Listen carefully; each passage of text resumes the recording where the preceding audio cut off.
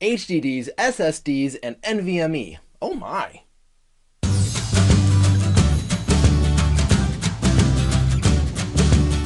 By the end of our time here together, we'll be able to describe HDD, SSD, and NVMe technology.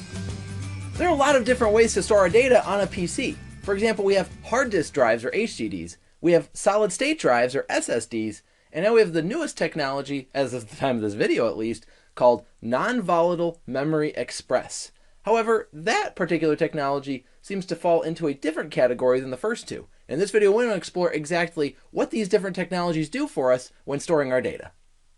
Computers need a place to store their data, and a methodology that we've had for a long time is using what we call hard disk drives.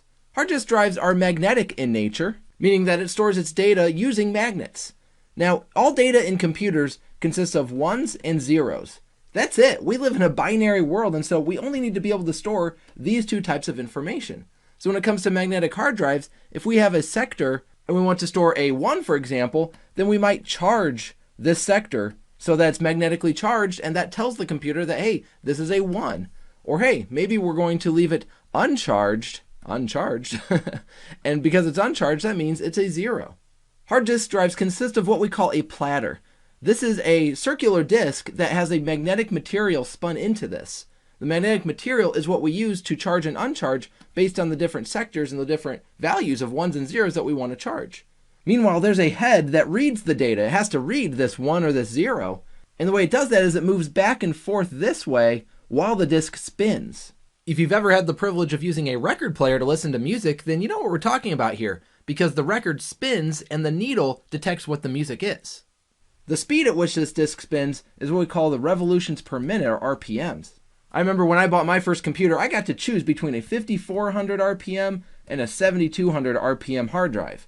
The faster the hard drive, the more performance my computer would have. Now 7200 is great from a commercial perspective, but in the enterprise space, when we deploy hard disk drives, we hope to get better performance than that. We call these 7200s 7K drives because 7K stands for 7000, so it's roughly 7000 RPMs. But then we also have 10K drives and 15K drives. The fascinating thing is, we have the technology to spin this faster than 15,000 RPMs, but if we spin it faster, believe it or not, it creates mini sonic booms around the edges of the platter because it's traveling faster than the speed of sound. So 15,000 is our speed limit, so to speak, as defined by physics.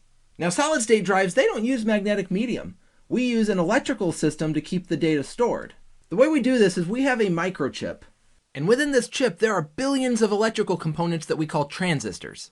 And what we do is we form cells out of these transistors, and we're able to charge the cell using electrons. And then we use special transistors to detect, hey, what's the charge of that cell?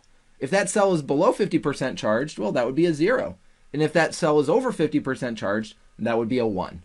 So in both cases, we have ways of storing 1s and 0s, but the methodology by which we accomplish that is very, very different. Now, solid-state drives have a lot of advantages over hard disk drives, and one of those is the size. This is a solid-state drive. Hard disk drives are much larger because we have to have that magnetic platter in them, versus, hey, this is just a bunch of microchips, what we call application-specific integrated circuits. These ASICs are running the entire show. We don't have to have a big magnetic platter, and by the way, we don't have to spin anything. There's nothing mechanical about this. We don't have to have a motor that spins the disk. We don't have to have that head that moves back and forth reading the data. And so anytime we have moving parts in a system, those are the most likely parts to fail. And so the failure rate of solid-state drives is much lower than hard disk drives. In addition to the size and the failure rates, the performance of solid-state drives is way better. For example, we measure performance in something we call inputs and outputs per second, or IOPS. That's how many times you can read and write something to a disk per second. Well, a 15K drive, at the most, we could probably get about 200 IOPS out of a 15K drive. But a solid-state drive, at a minimum, has about 2,000 IOPS. In fact, there are solid-state drives that can go way higher than 2,000 IOPS, 3,000, 5,000, 10,000. But at a minimum, we're talking about a 10x increase in IOPS compared to hard disk drives. Now, this concept of performance is what's going to bring us to non-volatile memory express, or NVMe. It's really not a new way of storing data. It's more of a way of accessing that data. This is why I said in the intro that it's a little bit different. Because whether we have a hard disk drive or a solid-state drive, either way, our CPU, our central processing unit in our computer, needs to be able to talk to those hard drives. And the technology we've used to talk to those hard drives over the years have been technologies such as SCSI, which stands for Small Computer System Interface. Then we had SATA, which stands for Serial ATA Interfaces. And then we have SAS, Serial Attached SCSI. As we've progressed and improved our protocols, we've been able to increase the capacity for us reaching out to these hard drives, which has improved the performance. But when we migrated from hard disk drives to solid state drives, we did not change the protocol. For example, we still use SAS to connect to a lot of SSDs. Well, unfortunately, this SSD has way more performance potential than what SAS is capable of delivering.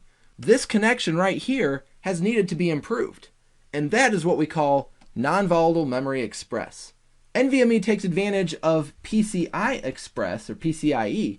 This is the communications protocol that CPUs normally use to access different peripherals within a computer. Peripherals such as network cards and video cards and all of those things that require a lot of bandwidth. And so by leveraging PCIe, instead of the protocols that we've had to rely on, this pipe now between the SSD and the CPU is much, much greater than it's ever been.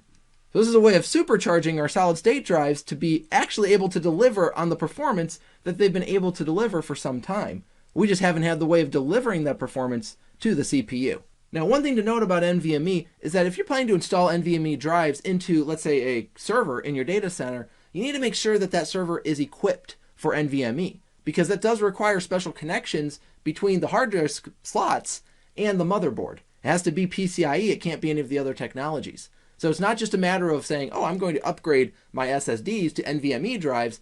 That's not the whole process. We have to actually make sure that our servers are equipped for it before we go out and procure those drives. And with that, you are now able to describe HDD, SSD, and NVMe technology. I hope this has been informative for you, and I'd like to thank you for viewing.